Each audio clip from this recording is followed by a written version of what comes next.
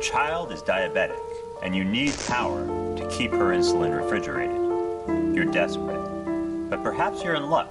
I have an electrical generator that I'm willing to sell you, and you have the $800 that generators like mine typically cost. The only problem is, I don't want to sell it to you for $800. I want $1,300. Now, as it turns out, my offer would be illegal in a majority of U.S. states, about 34 of which have statutes that prohibit price gouging, a practice that's usually defined as raising prices on certain kinds of goods to an unfair or excessively high level during an emergency. So there's really no question about what the law would do to me if I made an offer like this to you.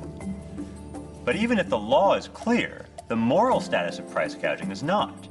Is price gouging always immoral? And whether it is or not, should it be illegal? Let's look at the question of morality first. Is asking $1,300 for the generator morally wrong? Of course, you'd rather buy it from me for $800, but there are 3 reasons why my charging a higher price isn't obviously wrong. First, remember, you don't have to buy it from me for $1,300. If that's more than you think the generator is worth, you're free to walk on by. If you do decide to pay, it's because you believe you're getting more value out of the generator than you do from the $1,300 you gave up for it. In other words, you're coming away from the deal with more than you gave up. Second, ask yourself what would happen if I did charge only $800 for the generator. Remember, you aren't the only person who needs electric power in this situation. If the price was lower, would the generator still have been there when you tried to buy it? Or would someone else have snatched it up before you ever had a chance? This leads directly to the third point, which is that high prices do more than just line sellers' pockets.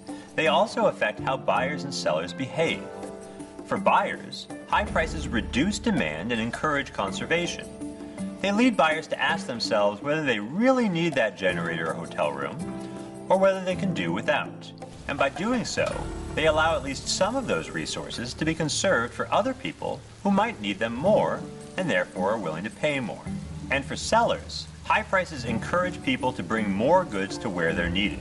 If generators can be bought in an area not affected by the hurricane for $800 and resold later for $1,300, that creates a profit incentive for people to bring generators from where they're less needed to where they're more needed, to get them to where they'll do more good for people who need them most.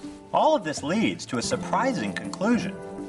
Even someone who can't afford to pay $1,300 for a generator benefits from a system in which sellers are allowed to charge that price. That's because the profit motive that system creates encourages competition, which increases supply, and ultimately drives down prices to a more affordable level for everyone.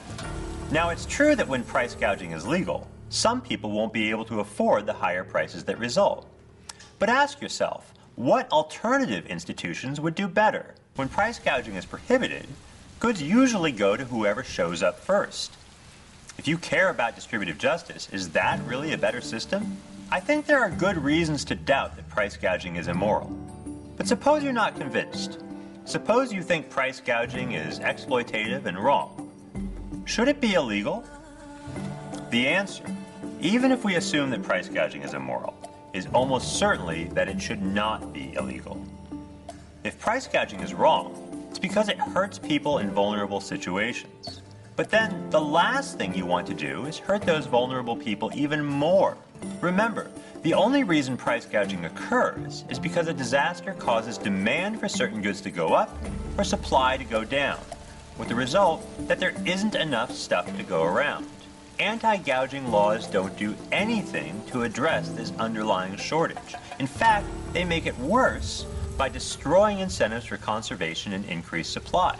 So even if you think that price gouging is morally wrong and that merchants should refuse to engage in it, making it illegal doesn't make sense.